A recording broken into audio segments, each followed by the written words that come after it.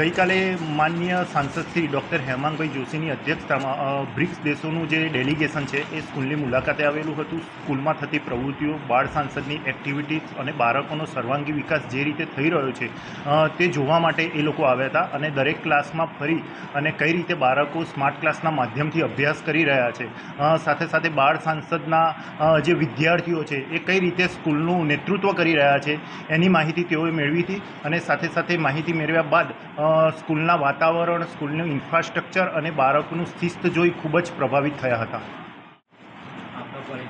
જીગર Thakar, principal, કવિદુલ્લા કાક primary school.